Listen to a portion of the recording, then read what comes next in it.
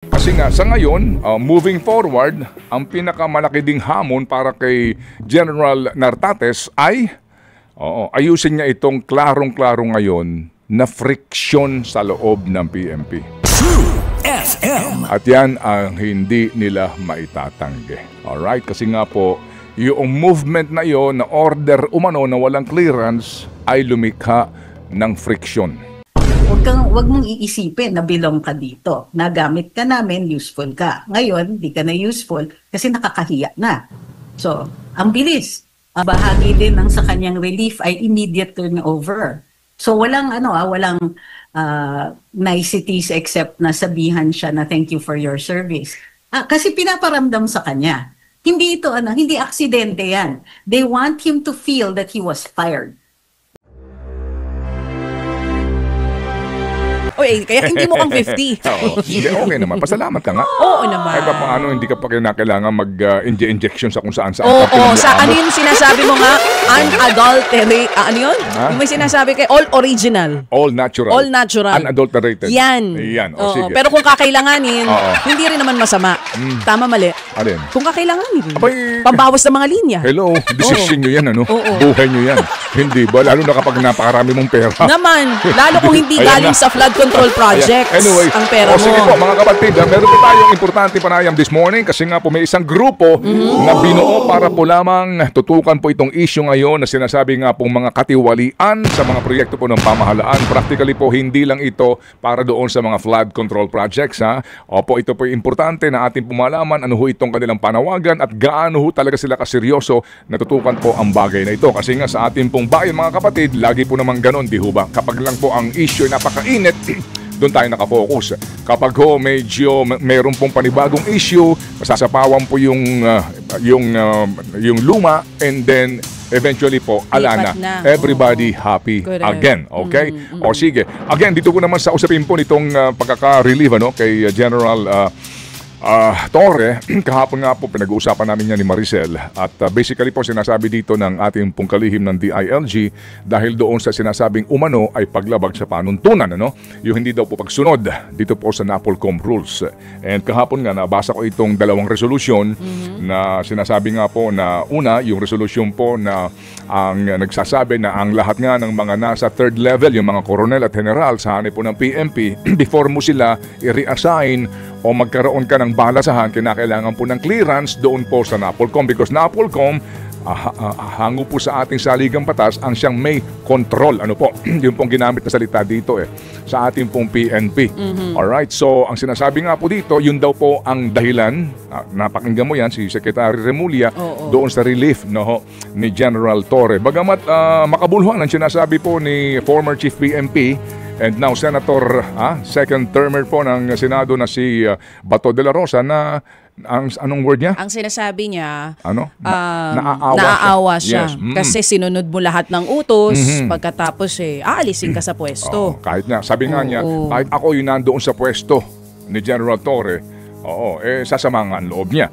Kasi nga daw kahit na umano ay unconstitutional yung utos, sinunod mo pa rin. And he was able to deliver. Dalawa po ito, yung kaso po ni Pastor Kibuloy at ng dating Pangulo doon po sa pagpapadala sa kanya sa The Hague. Alright, so... At hindi madali yun, Oo naman. And then, mga kapatid, kumbaga, nung una pa, na pinag-uusapan na ipapalit kay General Marbil, talaga maugong na si General Torre. Kasi nga, napatunayan na may balls, At saka nasunod doon sa utos ng kanya nakatataas. At nasunod niya nang wala pong anuman pong malaking aberya na nangyari. In all fairness. Oo. So, assuming... Pero marami rin nagtaas ng kilay nung in-appoint siya. Kasi di ba siya ang kauna-unahang PNP chief na PNPA graduate. First time po yan. Tapos ang iksi. Makasaysayan nga po. So, iksi yung termino niya, baby 3 months lang, Kung wala pang 3 months, wala pa yatang 3 months. Nagulat si Seto. Ganun ka-iksi. Kaya daming nagulat, maging yung mga mambabatas na sinasabi na dapat merong malalim na rason dyan, katanggap-tanggap na rason na ang isang performing official ay tinanggal nga daw sa pwesto. Well, sabi din po naman, to quote the Secretary, we are a government of laws and not of men. Tama naman. True FM. So again, ngayon, we can only speculate, right? We can only say our thoughts. Our piece. Diba? Our piece. But at the end of the day, ang makapagkakwento ho talaga nito, Oo, ay si DILG Secretary, kung mamarapatin niya, o kaya si dating Chief PNP Torre. Diba? Sa ano pa ang mga kadahilanan? Kasi may mga iba pang umano'y kadahilanan. Alright? Kasi nga, pagtitimbangin mo yung kanyang ginawa, na pagsunod sa mga mabibigat na kautusan, and was able to deliver. And in all fairness naman, looking forward tayo doon sa mga pinapangako ni Chief PNP Torre, di ba? Yung kanyang 5 minutes response time. 5-minute response, 911. Yung paglilinis din po sa mga bugok sa PNP. Bawal ang mga pulis sa loob ng yung procurement po para sa mga pangangailangan ng PNP. Yung kanyang modernization. Yung dapat na wala kayo dyan sa presinto, nasa kalsada kayo. Marami ho nagalak doon. In fairness ho naman, looking forward nga tayo doon. Kasi ang kanyang retirement ay Marso pa ng 2027. Hindi po ba? So sabi nga, matagal-tagal ito, kahit papaano, na kanyang paglilingkod. And hindi may tatanggi, kung siya ay may ambisyong politikal, ang ganda ng timing nun. Kasi kung gusto niyang mag-alabato, di ba? Na yun ang kanyang springboard. No? Ay napaka-timing kasi nga 2027. Tapos na yung term. 2028 yung next elections. Hindi po ba? Ngayon, mukhang tingnan natin kung tatanggapin niya ba itong umano'y pwedeng i-alok sa kanya. Pero dito ho yun, kung sakasakali po, isipin po lang natin, doon sa mga nagawa niya, no, na mabibigat na utos, and he was able to deliver, and a violation of a NAPOLCOM directive. Hindi ba pwedeng, kumbaga, mag-ano tayo dito, pwede ba dito tayong magtuos na lang na, sorry, nagkamali ako eh. Meet sorry. Halfway, maglabas na lang ng statement. Sorry na, sige, susundin ko na kayo. Sorry po, I will follow the directive. Kasi may mga sinasabi na talaga hindi. Yung mga nilipat, pwedeng ganun sige po, opo. Pwede bang yun na maging cure para manatili sa pwesto? O talagang ganun ba kabigat yun? Di ba? Para between the paglabag sa administrative order po ng NAPOLCOM, sibak ka sa pwesto. Yan. Yun ang ating medyo iisipin. Kasi nga, sa ngayon, moving forward, ang pinakamalaki ding hamon para kay General Nartates ay ayusin niya itong klarong-klaro ngayon na friksyon sa loob ng PNP. FM. At yan ang hindi nila maitatanggi. Alright? Kasi nga po, yung movement na yon na order umano na walang clearance ay lumikha ng friksyon. Sa hanay ng PNP. Kasi number 2 man ay PMA graduate, 1992 po siya. Alright, at meron pa hong ilan dito din po na mga PMAer na umano nga ay pinaglilipat ng hindi po humingi ng clearance, and may mga hindi po nagustuhan yung bagay na iyon. Ngayon po naman, tinanggal mo itong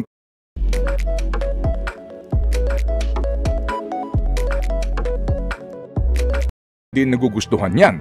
So hindi maganda rin po na mangyari na sa loob mismo po ng organisasyon na naman ay mangingibabaw itong hindi nila pagkakaisa. After all, unity is the key. Think about it. Alright? Maraming salamat sa mabilisang paliwanag, baby boy. Suma total, in summary, simple lang daw, sabi ng ilang mga kapatid natin. Kung favorite si PNP Chief Nicolas Torre ng Pangulo, merong ibang mas favorite. Kung champion siya, merong mas champion pa sa kanya. Yung mga nagsasabing hindi ito political decision, hindi ako naniniwala. Alright. And again, mga kapatid, ito, moving forward, yan po ang ating dapat nga ngayon na matunghayan. Kasi hindi ho maganda yan, ha? Na mayroong pong iringan sa loob ng ating pambansang pulisya.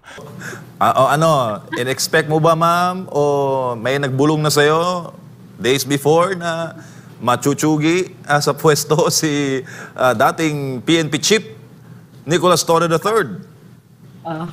Actually, nung pinatawag siya sa Malacanang a few days ago, medyo may tunog na. Nagulat lang ako kasi nag-command conference pa siya nung Friday.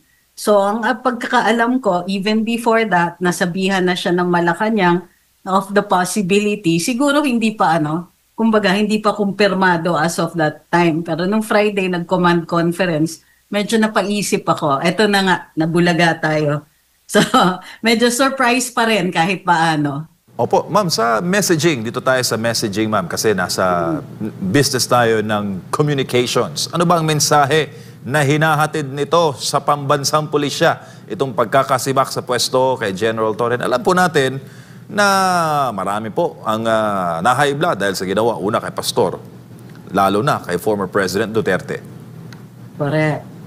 So, medyo mixed ang messaging, ano? Nung nag-press conference kasi si DILG Secretary John Vic Remulla, medyo pinagdidiinan niya na kailangan daw sa mag-comply yung power structure doon sa batas. Ang sinasabi niya, labag daw sa batas yung pag-rumble o yung pag-reassign ni General Torre dun sa top tier o dun sa high command ng PNP dahil taliwas ito doon sa power ng NAPOLCOM. Sila dapat ay ang dinadaanan muna ng mga ganyang klaseng reassignments with the consent or with the appointment also of the president.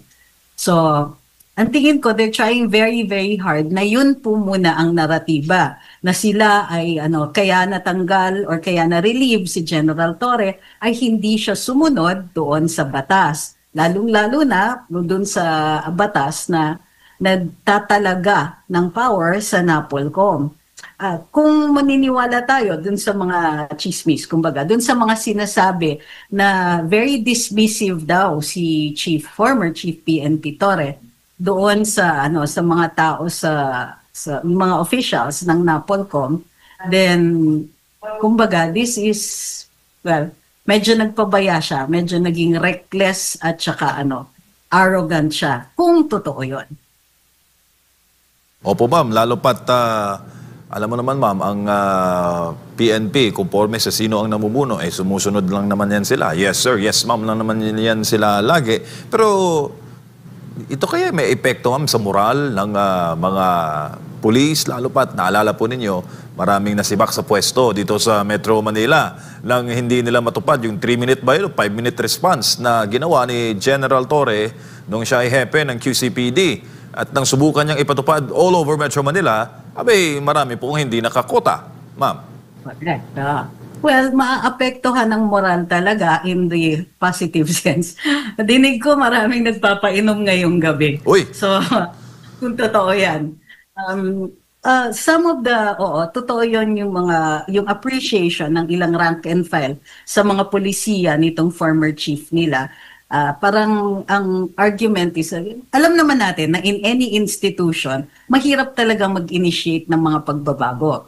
Pero ito, it goes back to reasonableness. So maraming reklamo or initial na reklamo na unang-una, hindi ito yung dinahandahan, yung implementation, and it was a very drastic move. Halata naman that this was also a political one kasi may perception of rising crime rates, of the unresponsiveness ng PNP.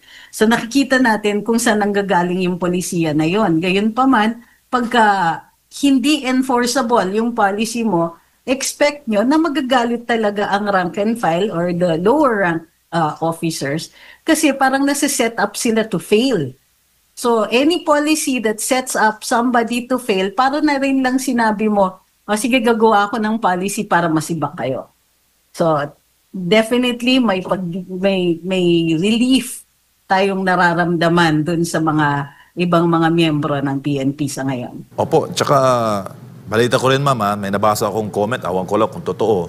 Marami daw ng mga police officers sa buong Pilipinas ang nagtanggal ng picture ni PNP Chief after na ma-confirm na baksi siya sa pwesto, nasibak siya sa pwesto. Pero ma'am, dito tayo sa hierarchy ng mga uupo as PNP chief. Marami kasi nagsasabi na shortcut, ma'am. Maraming natabunan na dapat sana deserving sa promotion. Alam mo naman, ma'am, pinaka-pangarap ng isang pulis ang maging hepe ng kanilang hanay. Well, para sa akin, of course, naririnig naman na it will always be there. Even nung mismong si General Torre ang inupo, ang dami nating naririnig. Although to be fair, si General Nartates really was supposed to be the next in line, kumbaga sa seniority. So, ang tingin ko, yung normal na level ng grousing ang maririnig natin sa ngayon. Kasi right now, parang ang feeling ko, mas nananaig pa yung original na shock na na-relieve si General Torre over the jockeying for position. Kasi ang bilis din eh. Parang ano lang yung pagitan from the time na na-relieve si General Torre to the time na na-designate at nag-oath taking si General Nartates. Parang ang feeling ko, it was really so as not to give time doon sa ibang mga nag-aambisyon na maneuver pa. Para sa akin, this is more or less a good move for any vacant position. Mabilis dapat fini-fill up, otherwise yung jockeying for position tsaka yung pamumulitika nagiging problema rin in the long run. Opo, lalo pat may malaking pinaghahandaan na eleksyon sa Bangsamoro Autonomous Region, yung kauna-unahan ma'am na parliamentary polls. Sinabi po ni Senator Bato, former PNP chief, Senator Bato de la Rosa, na hindi pala pwede ma'am na dalawang 4-star no, sa hanay ng PNP. At mukhang may mga nagsasabi na mapapa-early yata ang pagka-alis sa pwesto totally ni former PNP Chief Torre. Dahil nga, sa kadahilanan na hindi pwedeng dalawang 4-star sa PNP. Pareho yan kasi sa AFP eh. Pero totoo yan, hindi pwedeng ang Chief PNP must be a 4-star. So alam na natin, since na-swear in na si General Nartates, gagawaran siya ng 4 na estrella niya. Yun nga lang, with the existence, habang nandyan pa si General Torre, iisa lang talaga ang solusyon dyan is ipag-early retirement siya. Kasi kung mag-stay on siya, i-demote mo eh. O kaya, di ba, i-assign mo somewhere else. So early retirement with the offer of another position, yun lang ang bukod tanging magiging solusyon sa problema nila ngayon. But definitely reinstating him, medyo problematic na yan. Nakataya na yung mukha ng Malacanang dyan.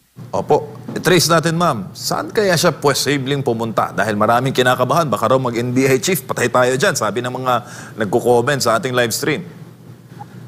Ayon dun sa bagong batas na nag-reform ng National Bureau of Investigation, tignan niyo sa Section 6, nakalagay po doon that the NBI director must be a lawyer with at least 15 years of experience.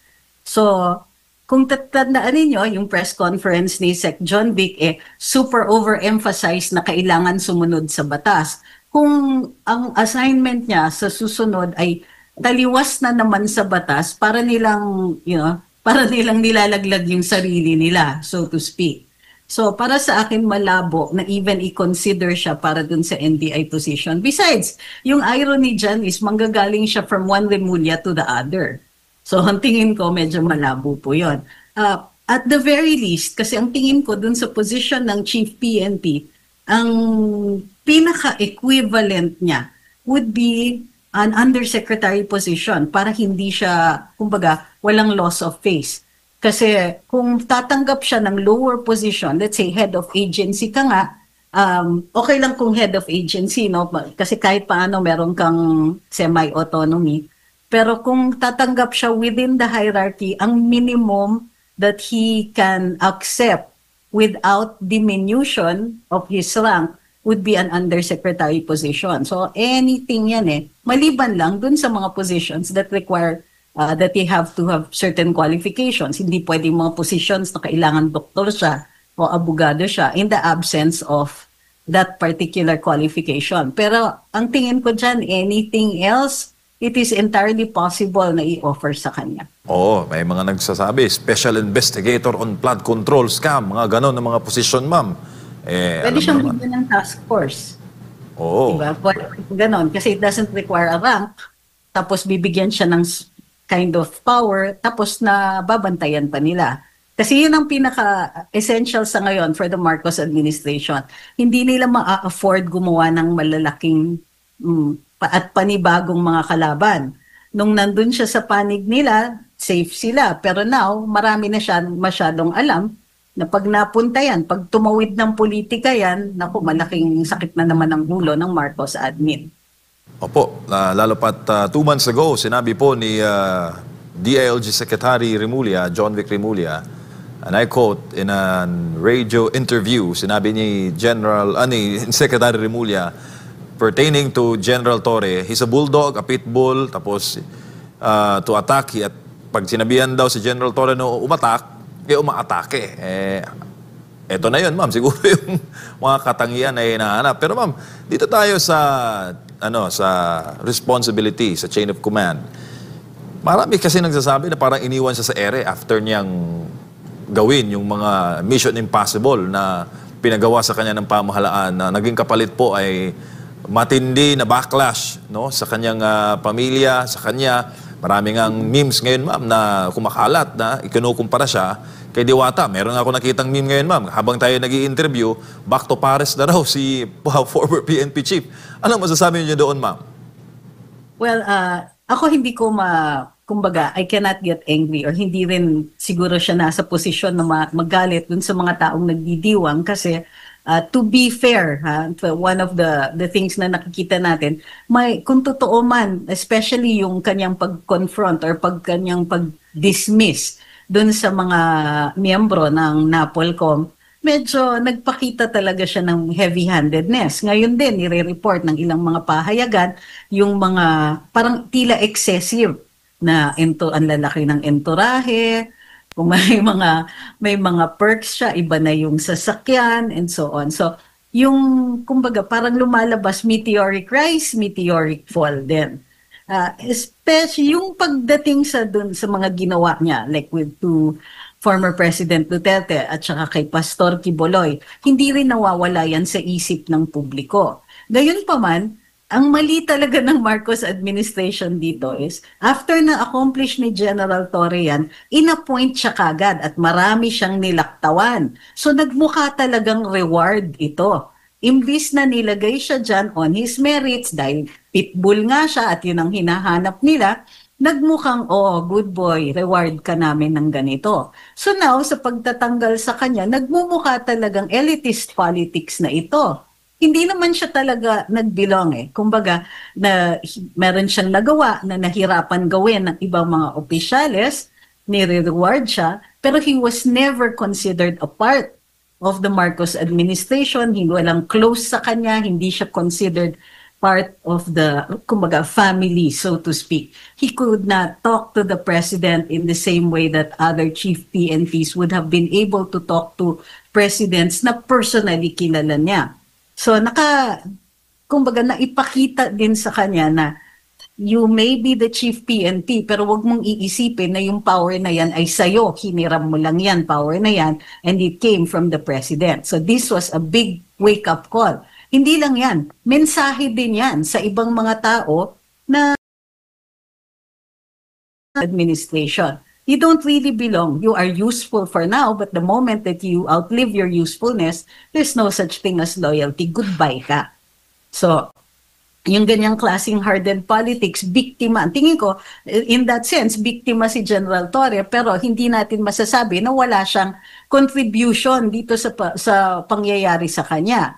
Yung kanyang attitude was also noted. I mean, nakikita naman natin, lantaran yan . Nakikipagbardagulan din siya. May mga kaso siyang final against certain vloggers.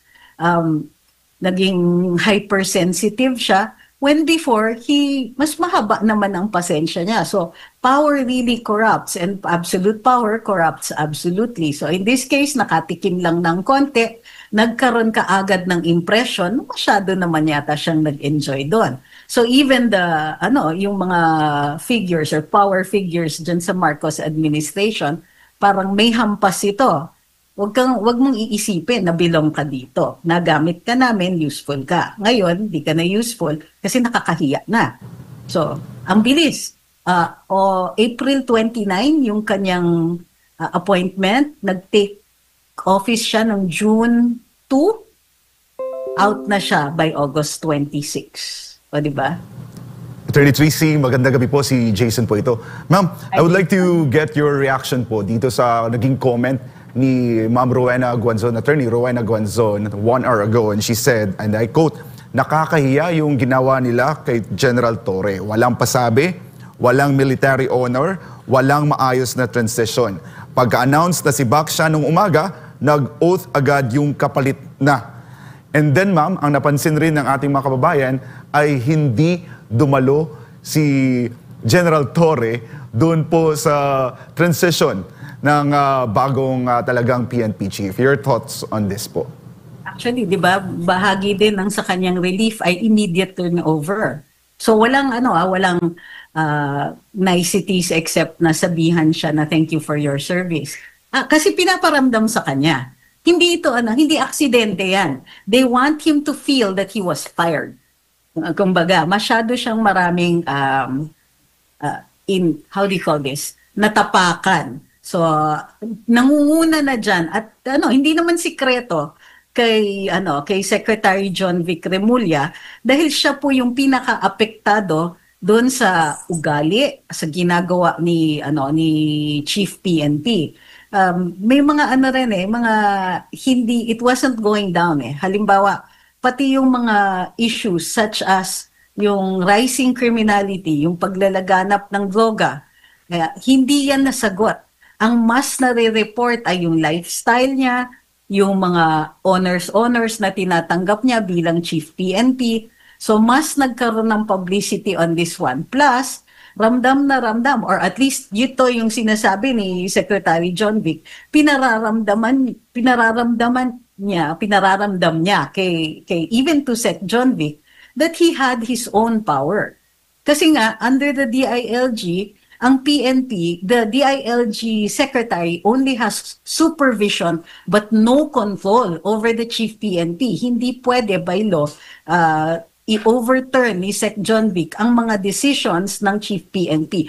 But the NAPOLCOM, when it comes to some appointments, it can. Pero pati yun, binaliwala at tila parang dinidisrespect niya. So ito yung clear message na pinapalabas.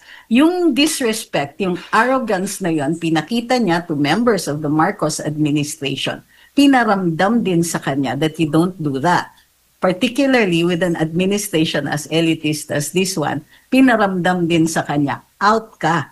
And this is unceremonious. It should, para hindi walang magkamali. This was a firing, sugar-coated as a relief. Ma'am, I would like to highlight po on what you said a while ago.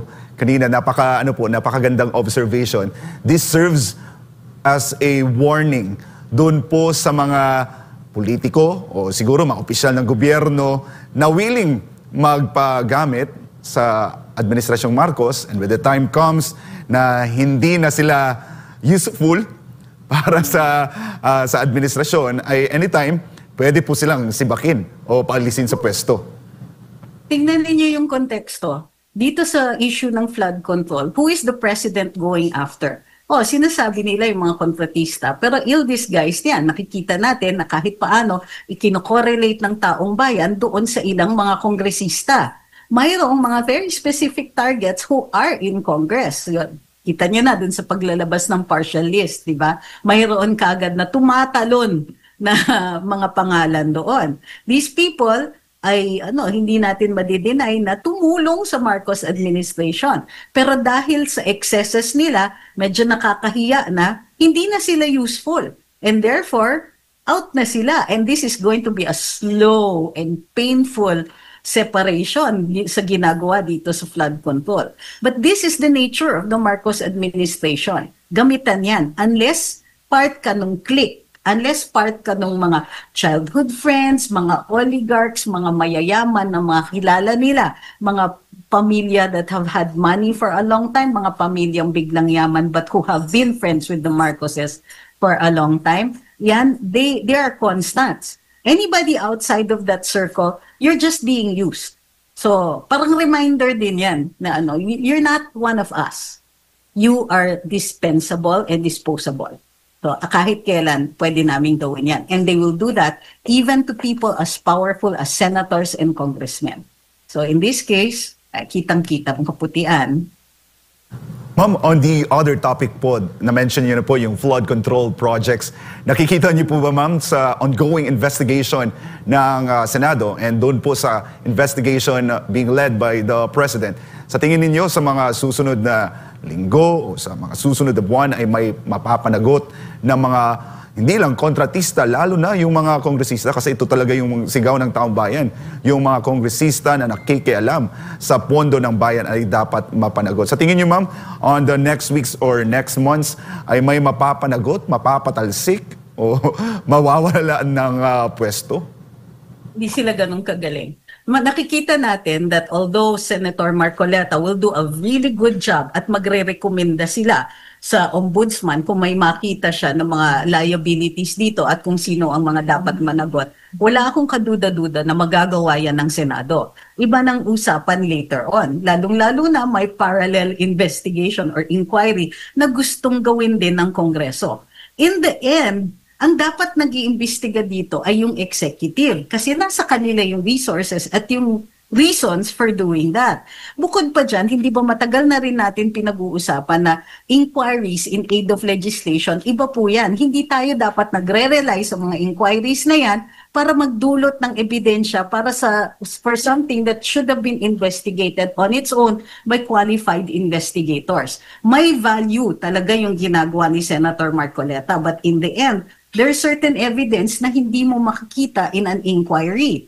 So, may value yon, but titignan natin kung may magkakaroon ng sibakan because if the executive agencies ay hindi naman gumagalaw for actual investigative work, then parang we're setting them up also to fail. O sige, iniitsipwera na ng mga Marcos itong mga ginamit nila dati, but I don't think they also want to push it to the level na magkakaroon ng ng mga state's witnesses, di ba? O may mga kakanta-kanta na dyan ng mga liabilities or anything that may sink the Marcos administration.